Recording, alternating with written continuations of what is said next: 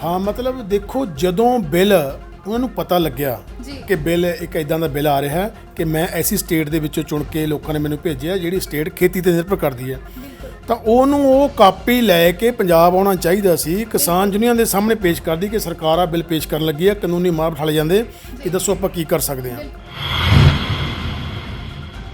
ਤੁਹਾਨੂੰ ਯਾਦ ਆ ਜਾਂਦਾ ਵੀ ਉਹ ਇੱਕ ਸਾਲ ਬਾਅਦ ਤਾਂ ਇਲੈਕਸ਼ਨ ਆ ਗਈ, ਅਸੀਂ ਲੋਕਾਂ ਨੂੰ ਕੀ ਮੂੰਹ ਦਿਖਾਵਾਂਗੇ, ਲੋਕ ਸਾਡੇ ਜੁੱਤੀਆਂ ਮਾਰਨਗੇ, ਅਸੀਂ ਕਿਹੜੇ ਮੂੰਹ ਦੇ ਨਾਲ ਲੋਕਾਂ 'ਚ ਬੜਾਂਗੇ ਜਾ ਕੇ ਪਿੰਡਾਂ ਜਾਵਾਂਗੇ। ਤਾਂ ਹੁਣ ਕੁਝ ਰਾਜਨੀਤਿਕ ਪਾਰਟੀਆਂ ਇਹ ਸਾਡੇ ਕਿਸਾਨਾਂ ਨੂੰ ਆਪਸ ਵਿੱਚ ਖੰਡਾਉਣ ਲਈ ਆਪਸ ਵਿੱਚ ਇਹਨਾਂ ਨੂੰ ਪਾੜ ਪਾਉਣ ਦੀ ਕੋਸ਼ਿਸ਼ ਕਰ ਰਹੀਆਂ ਨੇ। ਉਹਨਾਂ ਨੇ ਕਹਿਤਾ ਕਿ ਅਸੀਂ ਵੀ ਚੱਕਾ ਜਾਮ ਦਾ ਕੌਲ ਦਿੰਦੇ ਹਾਂ, ਚਾਹੇ ਕਿਸੇ ਪਾਰਟੀ ਦੀ ਸਰਕਾਰ ਹੋਵੇ, ਇਹਨਾਂ ਨੇ ਮਿਲ ਕੇ ਲੋਕਾਂ ਨੂੰ ਲੁੱਟਿਆ। ਹੁਣ ਜੇ ਕੋਈ ਪਾਰਟੀ ਕਿਸਾਨਾਂ ਦੀ ਹਮਾਇਤੀ ਪਾਰਟੀ ਹੈ, ਉਹ ਆਪਣੀ ਪਾਰਟੀ ਦਾ ਝੰਡੇ ਲਾਏ ਤੋਂ ਬਿਨਾਂ ਕਹੇ ਵੀ ਮੈਂ ਤਾਂ ਕਿਸਾਨਾਂ ਦੇ ਨਾਲ ਬੈਠਣ ਲੱਗਿਆ, ਉਹਦੇ ਵਾਸਤੇ ਬਹੁਤ ਸਾਰੀਆਂ ਪਾਰਟੀਆਂ ਹੱਥ ਕੰਡੇ ਅਪਣਾਉਣਗੀਆਂ। ਕੋਈ ਸ਼ਰਾਬ ਵੰਡੂਗਾ, ਕੋਈ ਕੁਛ ਕਰੂਗਾ, ਕੋਈ ਲਾਲਚ ਦੇਊਗਾ ਕਿ ਦੇਸ਼ ਮੇਰੇ ਦਾ ਹੱਕ ਮਿਲ ਜੇ। ਜੇ ਮੈਨੂੰ ਦੇਸ਼ ਮੇਰੇ ਦਾ ਹੱਕ ਮਿਲ ਜੇ, ਮੈਂ ਉਹਨੂੰ ਪੁੱਛਾਂ ਇੱਕ ਸਵਾਲ, ਜੇ ਮੈਨੂੰ ਦੇਸ਼ ਮੇਰੇ ਦਾ ਹੱਕ ਮਿਲ ਜੇ, ਮੈਂ ਉਹਨੂੰ ਪੁੱਛਾਂ ਇੱਕ ਸਵਾਲ, ਮੈਂ ਹੱਕਾਂ ਦੇ ਲਈ ਸੜਕ ਤੇ ਆਵਾਂ ਜਾਂ ਫਸਲ ਦੀ ਕਰਾਂ ਸੰਭਾਲ। ਮੈਂ ਹੱਕਾਂ ਦੇ ਲਈ ਸੜਕ ਤੇ ਆਵਾਂ ਜਾਂ ਫਸਲ ਦੀ ਕਰਾਂ ਸੰਭਾਲ। ਸਤਿ ਸ਼੍ਰੀ ਅਕਾਲ, ਤੁਸੀਂ ਦੇਖ ਰਹੇ ਹੋ ਚੈਨਲ ਸ਼ਾਨ ਪੰਜਾਬੀ। ਕੇਂਦਰ ਸਰਕਾਰ ਦੇ ਵੱਲੋਂ ਕਿਸਾਨਾਂ ਦੇ ਲਈ 3 ਬਿੱਲ ਪੇਸ਼ ਕਰ ਦਿੱਤੇ ਗਏ। ਉਸ ਤੋਂ ਬਾਅਦ ਕਿਸਾਨ ਇਸ ਬਿੱਲ ਦੇ ਖਿਲਾਫ ਸਨ। ਜੇਕਰ ਇਸ ਬਿੱਲ ਦੀ ਵੀ ਗੱਲ ਕੀਤੀ ਜਾਵੇ ਤਾਂ ਇਸ ਬਿੱਲ ਤੋਂ ਬਾਅਦ ਕਿਸਾਨਾਂ ਨੇ ਇਸ ਬਿੱਲ ਦਾ ਕਾਫੀ ਜ਼ਿਆਦਾ ਵਿਰੋਧ ਕੀਤਾ, ਪਰ ਕਿਸਾਨਾਂ ਦੀ ਸਰਕਾਰ ਨੇ ਇੱਕ ਨਾ ਸੁਣੀ। ਉਸ ਤੋਂ ਬਾਅਦ ਕਿਸਾਨਾਂ ਨੇ ਰੋਸ ਧਰਨੇ ਲਗਾਏ, ਪਰ ਸਰਕਾਰ ਦੇ ਵੱਲੋਂ ਕੋਈ ਜਵਾਬ ਨਾ ਆਇਆ। ਉਸ ਤੋਂ ਬਾਅਦ ਹੁਣ 25 ਤਾਰੀਖ ਨੂੰ ਇੱਕ ਸਭ ਤੋਂ ਵੱਡਾ ਧਰਨਾ ਲਗਾਇਆ ਜਾ ਰਿਹਾ ਕਿਸਾਨਾਂ ਦੇ ਵੱਲੋਂ, ਤੇ ਦੇਖਣਾ ਇਹ ਹੈ ਕਿ ਸਰਕਾਰ ਹੁਣ ਕਿਸਾਨਾਂ ਦੀ ਸੁਣੇਗੀ ਜਾਂ ਫਿਰ ਨਹੀਂ। ਜਦ 25 ਤਾਰੀਖ ਤੋਂ ਬਾਅਦ ਸਰਕਾਰ ਕਿਸਾਨਾਂ ਦੀ ਨਹੀਂ ਸੁਣਦੀ ਤਾਂ ਉਸ ਤੋਂ ਬਾਅਦ ਕਿਸਾਨਾਂ ਦਾ ਅਗਲਾ ਕਦਮ ਕੀ ਹੋਵੇਗਾ, ਇਸ ਵਿਸ਼ੇ ਤੇ ਅੱਜ ਆਪਾਂ ਵਿਚਾਰ ਚਰਚਾ ਕਰਾਂਗੇ। ਸਾਡੇ ਨਾਲ ਮੌਜੂਦ ਨੇ ਪੰਜਾਬੀ ਇੰਡਸਟਰੀ ਦੇ ਮਸ਼ਹੂਰ ਐਕਟਰ ਮਲਕੀਤ ਰੌਣੀ ਜੀ। ਸਤਿ ਸ਼੍ਰੀ ਅਕਾਲ ਸਰ। ਬਹੁਤ ਬਹੁਤ ਮਿਹਰਬਾਨੀ ਜੀ। ਸ਼ਾਨ ਪੰਜਾਬੀ ਦੇਖਦੇ ਸਾਰੇ ਦਰਸ਼ਕਾਂ ਨੂੰ ਮੇਰੇ ਵੱਲੋਂ ਪਿਆਰ ਭਰੀ ਸਤਿ ਸ਼੍ਰੀ ਅਕਾਲ। ਸਰ, ਸਭ ਤੋਂ ਪਹਿਲਾਂ ਇਹੀ ਸਵਾਲ ਹੈ ਕਿ ਜੋ ਕੇਂਦਰ ਸਰਕਾਰ ਹੈ ਉਸ ਦੇ ਵੱਲੋਂ ਤੁਹਾਨੂੰ ਜੋ ਕਿਸਾਨਾਂ ਦੇ ਲਈ 3 ਬਿੱਲ ਪੇਸ਼ ਕਰ ਦਿੱਤੇ ਗਏ, ਉਸ ਤੋਂ ਬਾਅਦ ਪਾਸ ਕਰ ਦਿੱਤੇ ਗਏ, ਕੀ ਤੁਸੀਂ ਇਹਨਾਂ ਬਿੱਲਾਂ ਤੋਂ ਸਹਿਮਤ ਹੋ? ਨਹੀਂ, ਬਿਲਕੁਲ ਜੀ। ਅੱਜ ਪੂਰੇ ਸਾਡਾ ਜਿਹੜਾ ਮੁਲਕ ਹੈ ਉਹਦੇ ਜਿਹੜੇ ਕਿਸਾਨ ਨੇ ਇਹਨਾਂ ਬਿੱਲਾਂ ਦੇ ਖਿਲਾਫ ਰੌਲਾ ਪਾ ਰਹੇ ਨੇ, ਪਰ ਮੀਡੀਆ ਵੀ ਸਾਰੇ ਲੋਕ ਇਹਨਾਂ ਬਿੱਲਾਂ ਨੂੰ ਕਹਿੰਦੇ ਨੇ ਕਿ ਕਿਸਾਨ ਵਿਰੋਧੀ ਬਿੱਲ ਨੇ ਜੀ। ਸੋ ਮੈਂ ਇਹਨਾਂ ਬਿੱਲਾਂ ਬਾਰੇ ਇਹ ਗੱਲ ਕਰਦਾ ਕਿ ਕਿਸਾਨ ਵਿਰੋਧੀ ਨਹੀਂ, ਇਹ ਸਮਾਜ ਵਿਰੋਧੀ ਬਿੱਲ ਨੇ ਜੀ। ਇਹ ਸਾਡੇ ਪੂਰੇ ਸਮਾਜ ਦੇ ਵਿਰੋਧੀ ਬਿੱਲ ਨੇ। ਇਹਦੇ ਵਿੱਚ ਜਿੱਥੇ ਕਿਸਾਨੀ ਨੇ ਪਹਿਲੇ ਰੂਪ 'ਚ ਪਹਿਲੇ ਗੇੜ 'ਚ ਹੀ ਪ੍ਰਭਾਵਿਤ ਹੋਣਾ ਹੈ, ਉਸ ਤੋਂ ਬਾਅਦ ਜਿਹੜੀ ਬਾਕੀ ਸਾਡੀ ਜਨਤਾ ਹੈ, ਸਾਡੇ ਦੁਕਾਨਦਾਰ ਨੇ, ਛੋਟੇ ਸਾਡੇ ਵਪਾਰੀ ਨੇ, ਉਹਨਾਂ ਸਾਰੇ ਲੋਕਾਂ ਨੇ ਪ੍ਰਭਾਵਿਤ ਹੋਣਾ। ਦੇਖੋ, ਕਿਸਾਨੀ ਇੱਕ ਐਸਾ ਕਿੱਤਾ ਸਾਡੇ ਮੁਲਕ ਦਾ, ਸਾਡੀ ਖਾਸ ਕਰਕੇ ਸਟੇਟ ਪੰਜਾਬ ਦਾ। ਸੋ ਇਹਦੇ ਨਾਲ ਸਾਰਾ ਵਰਗ ਜੁੜਿਆ ਹੈ, ਚਾਹੇ ਕੋਈ ਦੁਕਾਨਦਾਰੀ, ਚਾਹੇ ਕੋਈ ਵਪਾਰੀ ਹੈ। ਅਸੀਂ ਆਪਣੇ ਅੱਖਾਂ ਨਾਲ ਦੇਖਦੇ ਰਹੇ ਹਾਂ, ਜਦੋਂ ਸਾਡੀ ਫਸਲ 'ਤੇ ਕੋਈ ਗੜੇ ਪੈ ਗਏ, ਕੋਈ ਸੋਕਾ ਪੈ ਗਿਆ, ਹੜ੍ਹ ਆ ਗਿਆ, ਸਾਡੀਆਂ ਫਸਲਾਂ ਮਰ ਜਾਂਦੀਆਂ, ਉਦੋਂ ਬਾਜ਼ਾਰਾਂ ਵਿੱਚ ਕੋਈ ਰੌਣਕ ਨਹੀਂ ਹੁੰਦੀ। ਬਿਲਕੁਲ, ਬਾਜ਼ਾਰ ਵਾਲੇ ਦੁਕਾਨਦਾਰ ਬੈਠੇ ਪਿੱਟਦੇ ਹੁੰਦੇ ਆ, ਅਸੀਂ ਕਿੱਥੇ ਜਾਈਏ, ਕੀ ਕਰੀਏ, ਅਸੀਂ ਸਾਡੇ ਘਰ ਕਿਵੇਂ ਚੱਲਣਗੇ। ਸੋ ਇਹ ਸਮਾਜਿਕ ਮੁੱਦਾ ਹੈ ਜੀ। ਬਿਲਕੁਲ, ਇਹ ਸਾਰੇ ਸਮਾਜ ਦੇ ਵਿਰੋਧੀ ਬਿੱਲ ਨੇ। ਬਿਲਕੁਲ, ਇੱਕ ਇਹ ਗੱਲ ਹੁੰਦੀ ਹੈ ਕਿ ਜਦੋਂ ਵੀ ਕੋਈ ਬਿੱਲ ਪਾਸ ਕੀਤਾ ਜਾਂਦਾ ਕਿਸੇ ਵੀ ਸਰਕਾਰਾਂ ਵੱਲੋਂ, ਉਹਦੇ 'ਚ ਕੀ ਹੁੰਦਾ ਕਿ ਜਿਨ੍ਹਾਂ ਦਾ ਉਹਦੇ ਨਾਲ ਸੰਬੰਧ ਹੈ ਉਹਨਾਂ ਲੋਕਾਂ ਨਾਲ ਗੱਲ ਕੀਤੀ ਜਾਂਦੀ ਹੈ। ਸੋ ਚਾਹੀਦਾ ਇਹ ਸੀ ਸਰਕਾਰ ਨੂੰ ਇਹ ਬਿੱਲ ਲਿਆਉਣ ਤੋਂ ਪਹਿਲਾਂ ਹਰ ਸਟੇਟ ਦੇ ਜਿਹੜੇ ਅਗਾਂਹਵਧੂ ਕਿਸਾਨ ਨੇ ਉਹਨਾਂ 10-20 ਕਿਸਾਨਾਂ ਨੂੰ ਬਿਠਾਇਆ ਜਾਂਦਾ, ਕਾਨੂੰਨ ਦੇ ਮਾਹਰਾਂ ਨੂੰ ਬਿਠਾਇਆ ਜਾਂਦਾ, ਵਪਾਰ ਮੰਡਲ ਦੇ ਲੋਕਾਂ ਨੂੰ ਬਿਠਾਇਆ ਜਾਂਦਾ, ਵਪਾਰੀਆਂ ਨੂੰ, ਉਹਨਾਂ ਨੂੰ ਬਿਠਾ ਕੇ ਫਿਰ ਉਹਨਾਂ ਨਾਲ ਡਿਸਕਸ ਕੀਤੀ ਜਾਂਦੀ ਕਿ ਇਹ ਅਸੀਂ ਬਿੱਲ ਲਿਆਉਣ ਲੱਗੇ ਹਾਂ, ਇਹਦੇ ਵਿੱਚ ਕੀ ਕੀ ਸੋਧ ਹੋ ਸਕਦੀ ਹੈ, ਕੀ ਕੀ ਗੱਲਬਾਤ ਹੋ ਸਕਦੀ ਹੈ। ਪਰ ਸਰਕਾਰ ਨੇ ਪੂਰੀ ਤਾਨਾਸ਼ਾਹੀ ਵਰਤਦੇ ਹੋਏ ਇਹਨਾਂ ਬਿੱਲਾਂ ਨੂੰ ਲੋਕ ਸਭਾ ਤੇ ਰਾਜ ਸਭਾ 'ਚ ਪਾਸ ਕੀਤਾ। ਸੋ ਇਹ ਪਾਸ ਕਰਨ ਦੇ ਨਾਲ ਇੱਕ ਗੱਲ ਕਲੀਅਰ ਹੋ ਗਈ ਕਿ ਜਿਹੜੀ ਇਹ ਸਰਕਾਰ ਹੈ, ਇਹ ਲੋਕ ਪੱਖੀ ਸਰਕਾਰ ਨਹੀਂ ਹੈ, ਇਹ ਕਿਸਾਨਾਂ ਦੇ ਹੱਕ ਦੀ ਸਰਕਾਰ ਨਹੀਂ ਹੈ, ਆਪਣੇ ਅੰਨਦਾਤਿਆਂ ਬਾਰੇ ਸੋਚਣ ਵਾਲੀ ਸਰਕਾਰ ਨਹੀਂ ਹੈ। ਬਿਲਕੁਲ, ਜੇ ਆਪਾਂ ਪੰਜਾਬ ਦੀ ਗੱਲ ਕਰਦੇ ਹਾਂ, ਪੰਜਾਬ ਇੱਕ ਐਸੀ ਸਟੇਟ ਹੈ ਜਿਹੜੀ ਸਟੇਟ ਨੇ ਹਰ ਸਮੇਂ ਸਾਡੇ ਮੁਲਕ ਦੇ ਵਿੱਚ ਕੋਈ ਵੀ ਮੁਸੀਬਤ ਆਈ ਹੋਵੇ, ਕੋਈ ਵੀ ਜੰਗ ਲੜੀ ਹੋਵੇ, ਉਹਦੇ ਵਿੱਚ ਪੰਜਾਬੀਆਂ ਨੇ ਇੱਕ ਵੱਡਾ ਸਾਥ ਦਿੱਤਾ ਹੈ, ਵੱਡੀਆਂ ਕੁਰਬਾਨੀਆਂ ਦਿੱਤੀਆਂ ਆਪਣੇ ਮੁਲਕ ਲਈ। ਤੇ ਅੱਜ ਸਾਰਾ ਪੰਜਾਬ ਸੜਕਾਂ ਦੇ ਉੱਤੇ ਹੈ ਤੇ ਕੋਈ ਸਰਕਾਰ 'ਚ ਕਿਸੇ ਕਿਸਾਨ ਦੀ ਕੋਈ ਸੁਣਵਾਈ ਨਹੀਂ ਹੋ ਰਹੀ। ਬਿਲਕੁਲ, ਤੇ ਸਰ ਜਿਵੇਂ ਹੁਣ ਆਪਾਂ ਗੱਲ ਕਰੀਏ ਜਿੱਦਾਂ ਸਭ ਤੋਂ ਪਹਿਲਾਂ ਆਪਣੇ ਕੋਲ ਜਿਹੜੇ ਬਿੱਲ ਆਏ ਹਨਾ, ਜਿਵੇਂ ਸਰਕਾਰ ਦੇ ਵੱਲੋਂ ਬਿੱਲ ਪੇਸ਼ ਕੀਤੇ ਗਏ, ਉਸ ਤੋਂ ਬਾਅਦ ਕਿਸਾਨਾਂ ਨੇ ਇਹਨਾਂ ਬਿੱਲਾਂ ਦਾ ਵਿਰੋਧ ਕੀਤਾ, ਪਰ ਫਿਰ ਵੀ ਸਰਕਾਰ ਦੇ ਵੱਲੋਂ ਇਹ ਨਾ ਸੁਣੀ ਗਈ ਹਨਾ, ਬਿੱਲ ਪਾਸ ਕਰ ਦਿੱਤੇ ਗਏ। ਯਾਨੀ ਫਿਰ ਜੇਕਰ ਉਹਨਾਂ ਦਾ ਬਿੱਲਾਂ ਨੂੰ ਪੇਸ਼ ਕਰਨ ਤੋਂ ਬਾਅਦ ਜੇਕਰ ਕਿਸਾਨ ਨਹੀਂ ਸੁਣ ਰਹੇ ਤਾਂ ਤੁਹਾਨੂੰ ਕੀ ਲੱਗਦਾ ਕਿ ਇਸ ਜਿਹੜੇ ਵਿਸ਼ੇ ਇਸ ਨੂੰ ਥੋੜਾ ਸਮੇਂ ਨਹੀਂ ਦੇਣਾ ਚਾਹੀਦਾ ਸੀ? ਇਸ ਦਾ ਮਤਲਬ ਇਹੀ ਹੋਇਆ ਕਿ ਸਿੱਧੀ ਤਾਨਾਸ਼ਾਹੀ ਸਰਕਾਰ ਹੈ, ਬਿੱਲ ਪੇਸ਼ ਕਰਨ ਤੋਂ ਬਾਅਦ ਕਿਸਾਨ ਇਸ ਦਾ ਵਿਰੋਧ ਕਰ ਰਹੇ ਨੇ ਪਰ ਫਿਰ ਵੀ ਸਰਕਾਰ ਦੇ ਵੱਲੋਂ ਬਿੱਲ ਪਾਸ ਕਰ ਦਿੱਤੇ ਗਏ। ਦੇਖੋ, ਸਾਡੀ ਇੱਕ ਸਭ ਤੋਂ ਵੱਡੀ ਸਾਡੇ ਮੁਲਕ ਦੀ ਇੱਕ ਬਦਕਿਸਮਤੀ ਹੈ ਜੀ ਜਿਹੜੀ ਸਿਆਸਤ ਹੈ। ਜੀ ਸਿਆਸਤ ਦੇ ਵਿੱਚ ਵੱਖੋ ਵੱਖਰੀਆਂ ਧਿਰਾਂ ਹੁੰਦੀਆਂ ਨੇ, ਇੱਕ ਵਿਰੋਧੀ ਧਿਰ ਹੁੰਦੀ ਹੈ, ਇੱਕ ਧਿਰ ਹਾਕਮ ਧਿਰ ਹੁੰਦੀ ਹੈ, ਜਾਂ ਹੋਰ ਸਾਰੀਆਂ ਛੋਟੀਆਂ ਪਾਰਟੀਆਂ ਹੁੰਦੀਆਂ। ਸਾਡੀ ਇਸ ਮੁਲਕ ਦੀ ਸਭ ਤੋਂ ਵੱਡੀ ਬਦਕਿਸਮਤੀ ਇਹ ਹੈ ਕਿ ਸਾਡੇ ਮੁਲਕ ਦੀ ਕਿਸੇ ਵਿਰੋਧੀ ਧਿਰ ਨੇ ਇਹਦਾ ਵਿਰੋਧ ਨਹੀਂ ਕੀਤਾ। ਬਿਲਕੁਲ ਅੰਦਰਗਤੀ ਸਾਰੀਆਂ ਧਿਰਾਂ ਮਿਲੀਆਂ ਹੋਈਆਂ ਸਨ, ਬਿਲਕੁਲ ਇਹਨਾਂ ਨੇ ਮਿਲ ਕੇ ਬਿੱਲ ਨੂੰ ਪਾਸ ਕੀਤਾ। ਹੁਣ ਥੋੜ੍ਹੇ ਦਿਨ ਪਹਿਲਾਂ ਸਾਡੇ ਪੰਜਾਬ ਦੀ ਇੱਕ ਕੇਂਦਰੀ ਮੰਤਰੀ ਨੇ ਅਸਤੀਫਾ ਦਿੱਤਾ ਹੈ। ਜੀ ਹਰਸਿਮਰਤ ਕੌਰ ਬਾਦਲ। ਹਾਂ, ਮਤਲਬ ਦੇਖੋ, ਜਦੋਂ ਬਿੱਲ ਉਹਨਾਂ ਨੂੰ ਪਤਾ ਲੱਗਿਆ ਜੀ ਕਿ ਬਿੱਲ ਇੱਕ ਇਦਾਂ ਦਾ ਬਿੱਲ ਆ ਰਿਹਾ ਹੈ ਕਿ ਮੈਂ ਐਸੀ ਸਟੇਟ ਦੇ ਵਿੱਚੋਂ ਚੁਣ ਕੇ ਲੋਕਾਂ ਨੇ ਮੈਨੂੰ ਭੇਜਿਆ ਜਿਹੜੀ ਸਟੇਟ ਖੇਤੀ ਤੇ ਨਿਰਭਰ ਕਰਦੀ ਹੈ, ਬਿਲਕੁਲ ਤਾਂ ਉਹਨੂੰ ਉਹ ਕਾਪੀ ਲੈ ਕੇ ਪੰਜਾਬ ਆਉਣਾ ਚਾਹੀਦਾ ਸੀ, ਕਿਸਾਨ ਯੂਨੀਅਨ ਦੇ ਸਾਹਮਣੇ ਪੇਸ਼ ਕਰਦੀ ਕਿ ਸਰਕਾਰ ਆ ਬਿੱਲ ਪੇਸ਼ ਕਰਨ ਲੱਗੀ ਹੈ, ਕਾਨੂੰਨੀ ਮਾਰ ਬਿਠਾਲੇ ਜਾਂਦੇ ਕਿ ਦੱਸੋ ਆਪਾਂ ਕੀ ਕਰ ਸਕਦੇ ਹਾਂ। ਬਿਲਕੁਲ ਉੱਥੇ ਸਾਰਾ ਕੁਝ ਪਾਸ-ਪੂਸ ਕਰਾਉਣ ਤੋਂ ਬਾਅਦ ਫਿਰ ਤੁਹਾਨੂੰ ਯਾਦ ਆ ਜਾਂਦਾ ਵੀ ਉਹ ਇੱਕ ਸਾਲ ਬਾਅਦ ਤਾਂ ਇਲੈਕਸ਼ਨ ਆ ਗਈ, ਬਿਲਕੁਲ ਅਸੀਂ ਲੋਕਾਂ ਨੂੰ ਕੀ ਮੂੰਹ ਦਿਖਾਵਾਂਗੇ, ਲੋਕ ਸਾਡੇ ਜੁੱਤੀਆਂ ਮਾਰਨਗੇ, ਅਸੀਂ ਕਿਹੜੇ ਮੂੰਹ ਦੇ ਨਾਲ ਲੋਕਾਂ 'ਚ ਵੜਾਂਗੇ, ਜਾ ਕੇ ਪਿੰਡਾਂ 'ਚ ਜਾਵਾਂਗੇ। ਬਿਲਕੁਲ ਸੋ ਫਿਰ ਤੁਸੀਂ ਅਸਤੀਫੇ ਦਾ ਡਰਾਮਾ ਕਰਦੇ ਹੋ। ਬਿਲਕੁਲ ਸੋ ਹੁਣ ਇੱਕ ਵੱਡੀ ਗੱਲ ਦੇਖੋ, ਤੁਸੀਂ ਕੱਲ੍ਹ ਨੂੰ 25 ਨੂੰ ਮੁਕੰਮਲ ਬੰਦ ਦਾ ਸਾਰੀਆਂ ਕਿਸਾਨ ਜਥੇਬੰਦੀਆਂ ਤੇ ਜਿਹੜੇ ਲੋਕ ਹਤੈਸ਼ੀ ਨੇ, ਜੀ ਪੰਜਾਬ ਹਤੈਸ਼ੀ ਲੋਕ ਨੇ, ਉਹਨਾਂ ਨੇ ਬੰਦ ਦੀ ਕਾਲ ਦਿੱਤੀ ਹੈ ਕਿ ਆਪਾਂ ਰੋਸ ਵਜੋਂ ਬੰਦ ਕਰਨਾ। ਅਸੀਂ ਰੋਸ ਕਰ ਸਕਦੇ, ਹੋਰ ਕੀ ਕਰ ਸਕਦੇ, ਜਦੋਂ ਪਾਸ ਹੀ ਹੋ ਗਿਆ। ਤਾਂ ਹੁਣ ਕੁਝ ਰਾਜਨੀਤਿਕ ਪਾਰਟੀਆਂ ਇਹ ਸਾਡੇ ਕਿਸਾਨਾਂ ਨੂੰ ਆਪਸ ਵਿੱਚ ਖੰਡਾਉਣ ਲਈ, ਜੀ ਆਪਸ ਵਿੱਚ ਇਹਨਾਂ ਨੂੰ ਪਾੜ ਪਾਉਣ ਦੇ ਲਈ ਕੋਸ਼ਿਸ਼ ਕਰ ਰਹੀਆਂ ਨੇ। ਉਹਨਾਂ ਨੇ ਕਹਿਤਾ ਕਿ ਅਸੀਂ ਵੀ ਚੱਕਾ ਜਾਮ ਦਾ ਕਾਲ ਦਿੰਦੇ ਹਾਂ।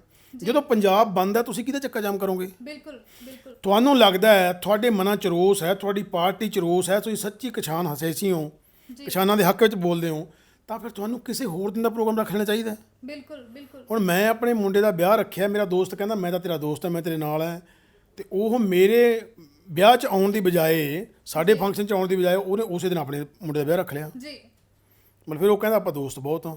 ਜੀ ਸੋ ਇਹ ਉਹੋ ਜਿਹੀ ਗੱਲ ਲੋਕਾਂ ਨਾਲ ਹੋ ਰਹੀ ਹੈ। ਸੋ ਸਮਝ ਨਹੀਂ ਆਉਂਦਾ, ਇਹ ਸਾਡੀਆਂ ਸਿਆਸਤਾਂ ਨੇ ਰਲ ਕੇ ਸਾਡੇ ਜਿਹੜੀ ਕਿਸਾਨੀ ਹੈ, ਸਾਡੇ ਜਿਹੜੇ ਮਜ਼ਦੂਰ ਨੇ, ਇਹ ਬਹੁਤ ਭੋਲੇ ਲੋਕ ਨੇ। ਬਿਲਕੁਲ ਇਹਨਾਂ ਲੋਕਾਂ ਨੂੰ ਹਰ ਵਾਰ ਭਰਮਾਇਆ ਜਾਂਦਾ ਹੈ, ਹਰ ਵਾਰ ਇਹਨਾਂ ਨੂੰ ਕੋਈ ਨਾ ਕੋਈ ਲਾਰਾ ਲਾਇਆ ਜਾਂਦਾ ਹੈ ਕਿ ਇਸ ਇਲੈਕਸ਼ਨ ਤੋਂ ਬਾਅਦ ਤੁਹਾਡੀ ਜ਼ਿੰਦਗੀ ਖੁਸ਼ਹਾਲ ਹੋਣ ਜਾ ਰਹੀ ਹੈ, ਪੰਜਾਬ ਨੇ ਤੁਹਾਨੂੰ ਬਾਹਰ ਜਾਣ ਦੀ ਲੋੜ ਨਹੀਂ, ਪੰਜਾਬ ਨੇ ਕੈਲੀਫੋਰਨੀਆ ਬਣ ਜਾਣਾ ਹੈ, ਤੁਹਾਡਾ ਆਹ ਹੋ ਜਾਣਾ ਹੈ, ਤੁਹਾਨੂੰ ਅਸੀਂ ਆਹ ਕੁਝ ਦੇ ਦੇਣਾ ਹੈ। ਚਾਹੇ ਕਿਸੇ ਪਾਰਟੀ ਦੀ ਸਰਕਾਰ ਹੋਵੇ, ਇਹਨਾਂ ਨੇ ਮਿਲ ਕੇ ਲੋਕਾਂ ਨੂੰ ਲੁੱਟਿਆ। ਸਰ ਇਹ ਤਾਂ ਕੇਂਦਰ ਸਰਕਾਰ ਦੀ ਗੱਲ ਹੋ ਗਈ, ਜੇ ਪੰਜਾਬ ਸਰਕਾਰ ਦੀ ਵੀ ਗੱਲ ਕਰੀ, ਕਿ ਤੁਹਾਨੂੰ ਵਾਕਈ ਹੀ ਲੱਗਦਾ ਹੈ ਕਿ ਪੰਜਾਬ ਸਰਕਾਰ ਜੋ ਹੈ ਉਹ ਸਾਡੇ ਨਾਲ ਹੈ, ਕਿਸਾਨਾਂ ਦੇ ਨਾਲ ਹੈ, ਜਾਂ ਫਿਰ ਇਹ ਹਲੇ ਵੀ ਵੋਟਾਂ ਦੇ ਡਰ ਤੋਂ ਹੋ ਰਿਹਾ, ਕਿਉਂਕਿ 1 ਸਾਲ ਬਾਅਦ ਦੁਬਾਰਾ ਤੋਂ ਵੋਟਾਂ ਪੈਣੀਆਂ ਨੇ, ਕਿਤੇ ਇਹ ਡਰ ਪਿੱਛੇ ਇਸ ਸਮੇਂ ਪੰਜਾਬ ਸਰਕਾਰ ਹੈ ਜੋ ਨਾਟਕਬਾਜ਼ੀ ਤਾਂ ਨਹੀਂ ਕਰ ਰਹੀ? ਦੇਖੋ, ਮੈਂ ਤਾਂ ਸਾਰੀਆਂ ਸਰਕਾਰਾਂ ਬਾਰੇ ਬੋਲਿਆ ਵੀ ਜਿੰਨੀਆਂ ਵੀ ਰਾਜਨੀਤਿਕ ਪਾਰਟੀਆਂ ਨੇ ਸਾਰੀਆਂ ਡਰਾਮਾ ਕਰ ਰਹੀਆਂ ਨੇ ਇਸ ਟਾਈਮ।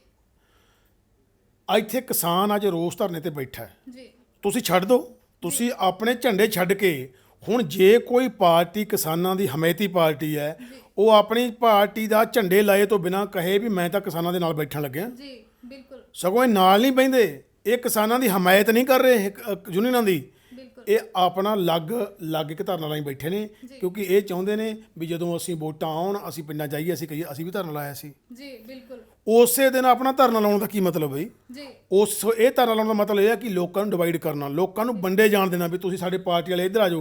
ਹੁਣ ਜੇ ਬੰਦਾ ਕੋਈ ਕਿਸੇ ਵੀ ਪਾਰਟੀ ਨਾਲ ਜੁਆਇਨ, ਚਾਹੇ ਉਹ ਅਕਾਲੀਆਂ ਨਾਲ, ਚਾਹੇ ਕਾਂਗਰਸ ਨਾਲ, ਜਾਂ ਕਿਸੇ ਹੋਰ ਅਦਰ ਪਾਰਟੀ ਦੇ ਨਾਲ ਮੈਂਬਰ ਹੈ, ਜੀ ਉਹਨਾਂ ਨੂੰ ਆਪਣੀ ਵੋਟ ਪਾਉਣਾ ਇੱਕ ਨਿੱਜੀ ਅਧਿਕਾਰ ਹੁੰਦਾ ਹੈ। ਬਿਲਕੁਲ ਮੈਂਬਰ ਹੈ ਤਾਂ ਉਹ ਬੰਦੇ ਨੂੰ ਲੱਗਦਾ ਹੈ ਕਿ ਪਾਰਟੀ ਤੋਂ ਪਹਿਲਾਂ ਜੀ ਅਸੀਂ ਪਿੰਡਾਂ 'ਚ ਗਏ ਹਾਂ, ਕੱਲ੍ਹ ਵੀ ਗਏ ਹਾਂ, ਅਸੀਂ ਸ਼ਹਿਰਾਂ 'ਚ ਵੀ ਘੁੰਮੇ ਹਾਂ, ਦੁਕਾਨਦਾਰਾਂ ਨੂੰ ਬੇਨਤੀ ਕੀਤੀ ਹੈ ਬੰਦ ਕਰਨ ਲਈ। ਜੀ ਸੋ ਉਹ ਬੰਦੇ ਦੀ ਕਿਸੇ ਵੀ ਰਾਜਨੀਤਿਕ ਪਾਰਟੀ ਤੋਂ ਪਹਿਲਾਂ ਉਹਨੂੰ ਇਹ ਲੱਗਦਾ ਕਿ ਪਹਿਲਾਂ ਮੈਂ ਕਿਸਾਨ ਹਾਂ, ਬਿਲਕੁਲ ਪਹਿਲਾਂ ਮੇਰਾ ਕਿੱਤਾ ਹੈ, ਮੇਰਾ ਘਰ ਹੈ, ਮੇਰੇ ਬੱਚੇ ਨੇ, ਮੇਰੀ ਖੇਤੀ ਹੈ, ਮੈਂ ਇਹਨਾਂ ਦੇ ਭਵਿੱਖ ਬਾਰੇ ਸੋਚਣਾ, ਪਾਰਟੀ ਦੀ ਗੱਲ ਬਾਅਦ ਵਿੱਚ ਹੈ। ਬਿਲਕੁਲ ਹੁਣ ਪਾਰਟੀਆਂ ਨੂੰ ਜ਼ੋਰ ਪਾਉਣਗੀਆਂ, ਨਹੀਂ ਨਹੀਂ ਜੀ, ਪਾਰਟੀ ਤੁਹਾਡੇ ਨਾਲ ਖੜੀ ਹੈ, ਤੁਸੀਂ ਯੂਨੀਅਨ ਨੂੰ ਛੱਡੋ, ਤੁਸੀਂ ਸਾਡੀ ਪਾਰਟੀ 'ਚ ਧਰਨਾ ਲਾਓ। ਉਹਦੇ ਵਾਸਤੇ ਬਹੁਤ ਸਾਰੀਆਂ ਪਾਰਟੀਆਂ ਹੱਥਕੰਡੇ ਅਪਣਾਉਣਗੀਆਂ, ਕੋਈ ਸ਼ਰਾਬ ਵੰਡੂਗਾ, ਕੋਈ ਕੁਛ ਕਰੂਗਾ, ਕੋਈ ਲਾਲਚ ਦੇਊਗਾ। ਸੋ ਇਸ ਤਰ੍ਹਾਂ ਕਿਸਾਨਾਂ ਨੂੰ ਫਿਰ ਵੰਡਣ ਦੀ ਕੋਸ਼ਿਸ਼ ਕੀਤੀ ਜਾ ਰਹੀ ਹੈ।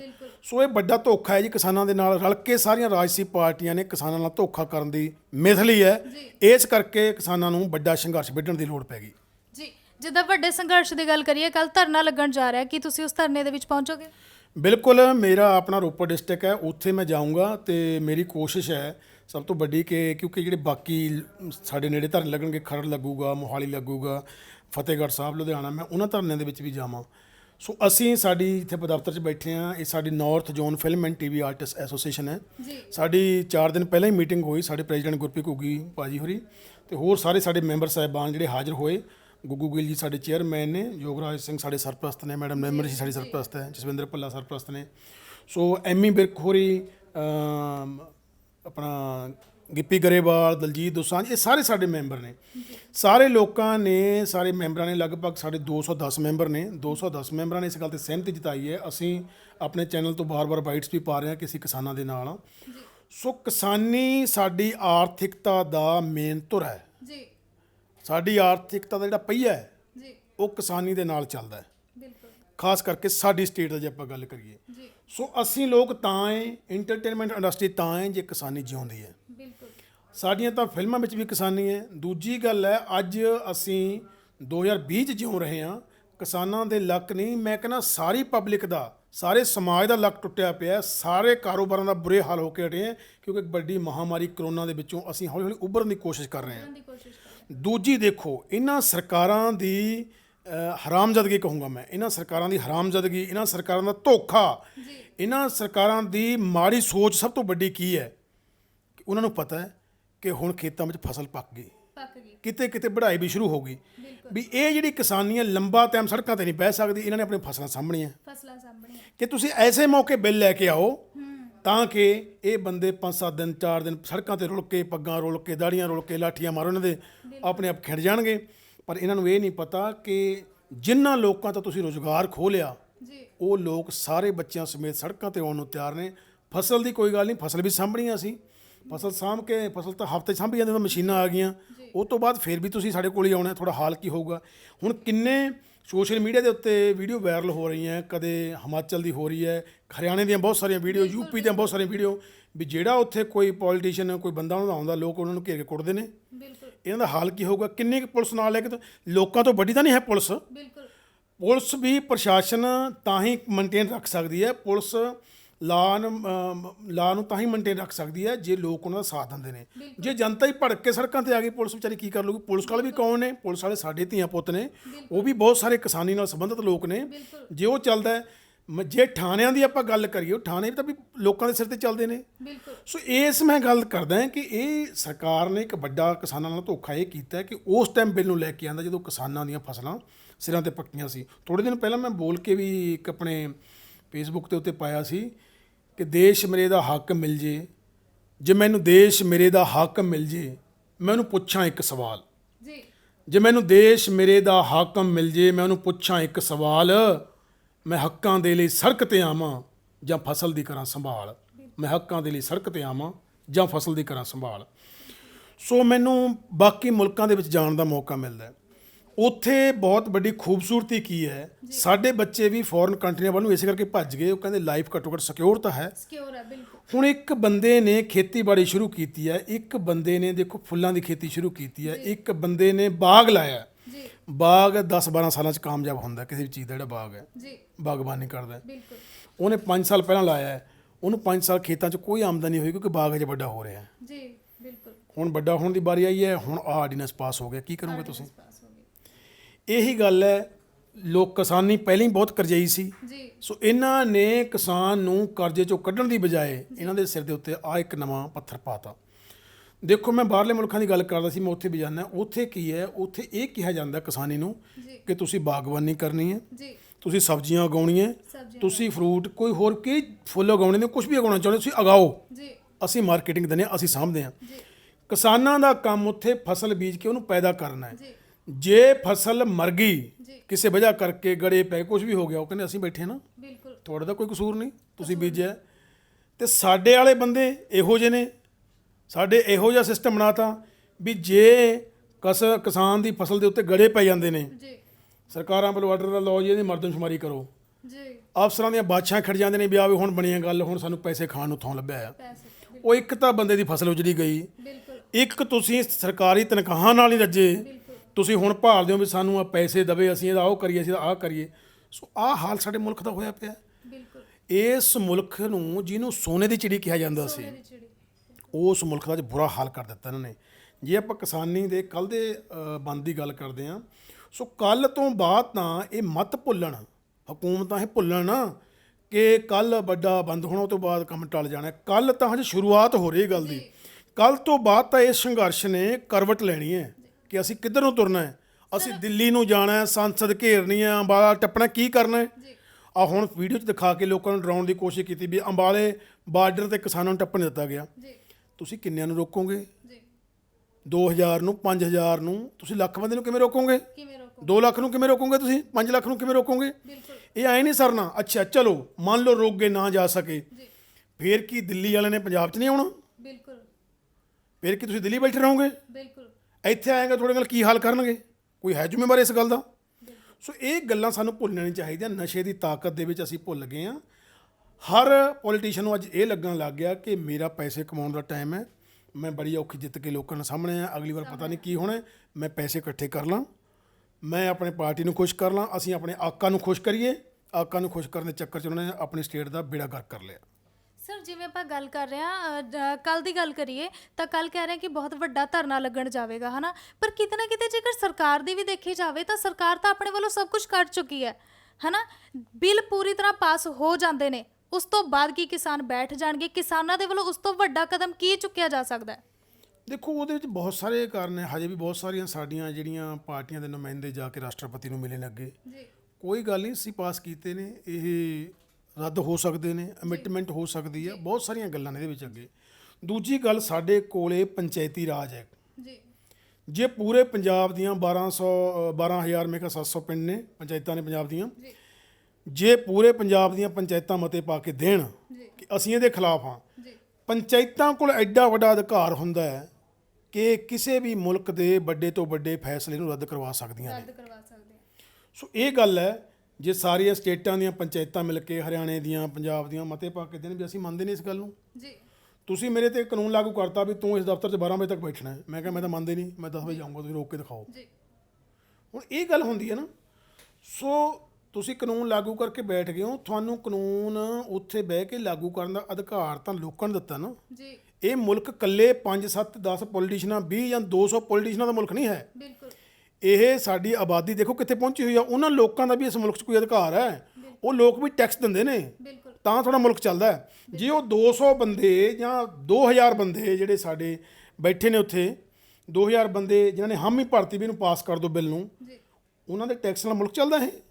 ਬਾਕੀ ਲੋਕਾਂ ਦਾ ਟੈਕਸ ਮੁਕਤ ਕਰ ਦੇਣੇ ਹੈ ਕਿ ਤੁਹਾਡੇ ਟੈਕਸ ਨਾਲ ਮੁਲਕ ਚੱਲਦਾ, ਤੁਸੀਂ ਜੋ ਮਰਜ਼ੀ ਤਾਨਾਸ਼ਾਹੀਆਂ ਕਰੀ ਜਾਓ।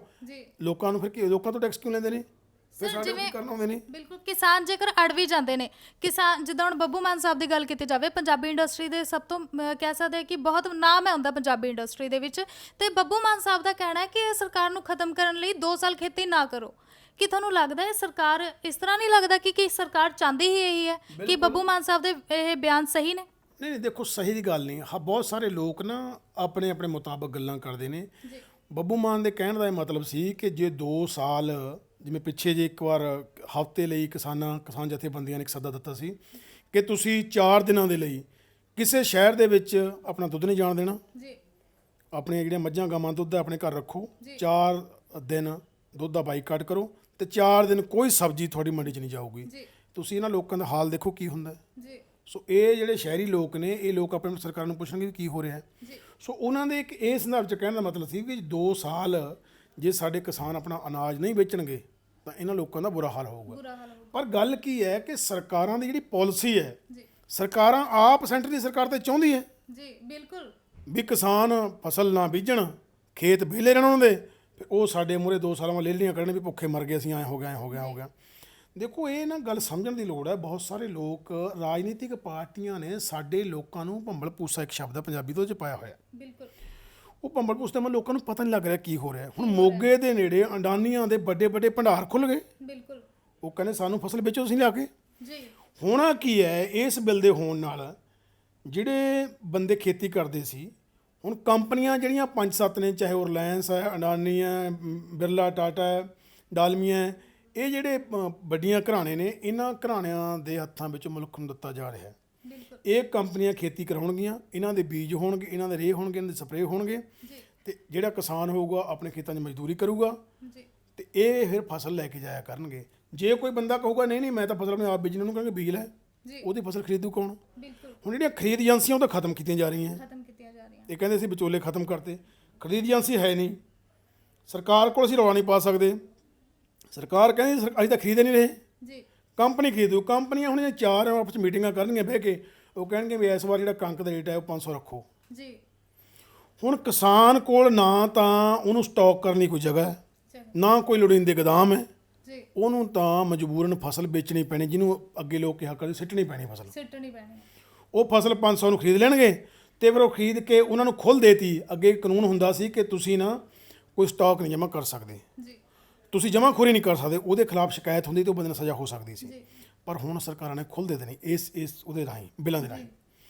ਹੁਣ ਉਹ ਬੰਦਾ ਚਾਹੇ 5 ਸਾਲ ਕਣਕ ਨੂੰ ਗੋਦਾਮ ਵਿੱਚ ਰੱਖ ਲਵੇ, ਜੀ ਜਦੋਂ ਸਾਰਾ ਸਮਾਨ ਸਟਾਕ ਹੋ ਗਿਆ, ਪਿਆਜ਼ ਸਟਾਕ ਹੋ ਗਏ, ਕਣਕ ਸਟਾਕ ਹੋ ਗਈ, ਚੌਲ ਸਟਾਕ ਹੋ ਗਿਆ, ਸਾਰਾ ਕੁਝ ਸਟਾਕ ਹੋ ਗਿਆ, ਫਿਰ ਉਹਨਾਂ ਦੀ ਮਰਜ਼ੀ ਹੋਊਗੀ ਵੀ ਲਓ ਜੀ ਹੁਣ ਇਹਦਾ 5000 ਰੁਪਏ ਰੇਟ ਹੈ, ਜਿਹਨੇ ਖਰੀਦਣਾ ਖਰੀਦ ਲਓ। ਜੀ ਲੋਕਾਂ ਨੂੰ ਖਰੀਦਣਾ ਪਊਗਾ। ਖਰੀਦਣਾ ਪਊਗਾ। ਜਿਹੜੇ ਦੁਕਾਨਦਾਰ ਨੇ ਸਾਡੇ, ਜਿਹੜੇ ਛੋਟੇ ਵਪਾਰੀ ਨੇ, ਜਿਹੜੇ ਕੋਈ ਹੋਰ ਮਜ਼ਦੂਰ ਨੇ ਸਾਡੇ, ਹੋਰ ਕੰਮ ਕਰਨ ਵਾਲੇ ਨੇ, ਇਹਨਾਂ ਦੀ ਅੱਖ ਅਸਲ 'ਚ ਉਦੋਂ ਖੁੱਲ੍ਹਣੀ ਲੋਕਾਂ ਦੀ ਜੀ ਜਦੋਂ ਉਹਨਾਂ ਨੇ ਆਪਣੀ ਮਰਜ਼ੀ ਦੇ ਨਾਲ ਰੇਟ ਲਾਉਣਾ। ਤੁਸੀਂ ਕਿਤੇ ਸਰਕਾਰੀ ਦਰਬਾਰੇ ਕੋਈ ਰੌਲਾ ਨਹੀਂ ਪਾ ਸਕਦੇ, ਚੁੱਪ ਕਰਕੇ ਪੈਸੇ ਹੈਗੇ ਤਾਂ ਰੋਟੀ ਖਾ ਲਓ, ਨਹੀਂ ਜੋ ਮਰਜ਼ੀ ਮਰ ਜਾਓ। ਬਿਲਕੁਲ ਉਹ ਅਸੀਂ ਨਾਟਕ ਕਰਦੇ ਸੀ ਥੀਏਟਰ ਦੇ ਵਿੱਚ, ਇੱਕ ਡਾਇਲੋਗ ਹੁੰਦਾ ਸੀ, ਕਹਿੰਦਾ ਜੇ ਵੱਡੀ ਸਰਕਾਰ ਕਹੇ ਬਹਿ ਜਾਓ, ਕਹਿੰਦਾ ਜੀ ਫਿਰ ਬਹਿ ਜਾਓ, ਬਹਿ ਜਾਓ। ਕਹਿੰਦਾ ਜੇ ਵੱਡੀ ਸਰਕਾਰ ਕਹੇ ਖੜੇ ਹੋ ਜਾਓ, ਕਹਿੰਦਾ ਫਿਰ ਖੜੇ ਹੋ ਜਾਓ, ਕਹਿੰਦਾ ਵੱਡੀ ਸਰਕਾਰ ਤਾਂ ਕਹੂਗਾ ਨੂੰ ਮਰ ਜਾਓ, ਉਹ ਕਹਿੰਦਾ ਉਹੀ ਤਾਂ ਉਹ ਕਹਿੰਦੀ ਹੈ।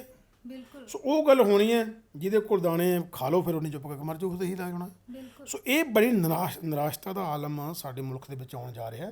ਇਹੀ ਕਾਰਨ ਹੈ ਕਿ ਸਾਰੇ ਬੁੱਧੀਜੀਵੀ, ਸਾਰੇ ਲੇਖਕ, ਸਾਰੇ ਕਲਾਕਾਰ, ਹੋਰ ਸਾਰੇ ਬੰਦੇ ਅੱਜ ਸੜਕਾਂ ਤੇ ਆਏ ਹੋਏ ਨੇ, ਕਿਸਾਨ ਦਾ ਸਮਰਥਨ ਕਰ ਰਹੇ ਨੇ।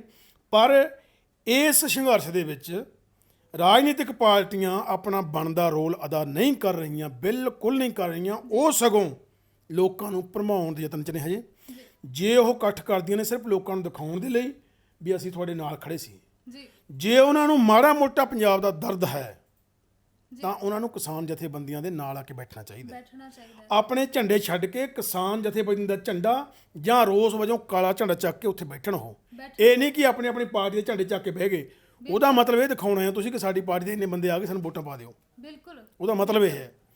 ਜਦੋਂ ਘਰ ਦੇ ਵਿੱਚ ਕੋਈ ਮਾੜੀ ਗੱਲ ਹੋ ਜਾਂਦੀ ਹੈ, ਕੋਈ ਬੰਦਾ ਚਲਾ ਜਾਂਦਾ ਹੈ, ਕੋਈ ਪਹਾੜ ਟੁੱਟ ਪੈਂਦਾ ਹੈ, ਬਿਲਕੁਲ ਉਦੋਂ ਬੰਦੇ ਇਹ ਗੱਲਾਂ ਨਹੀਂ ਕਰਦੇ ਕਿ ਆਪਾਂ ਨਵਾਂ ਝੱਗਾ ਸੋਣਾ ਹੈ, ਜੀ ਤੁਸੀਂ ਮੇਰੇ ਲਈ ਆਹ ਕਰਿਓ, ਮੈਂ ਤੁਹਾਡੇ ਦੁੱਖ 'ਚ ਖੜਾ ਹਾਂ।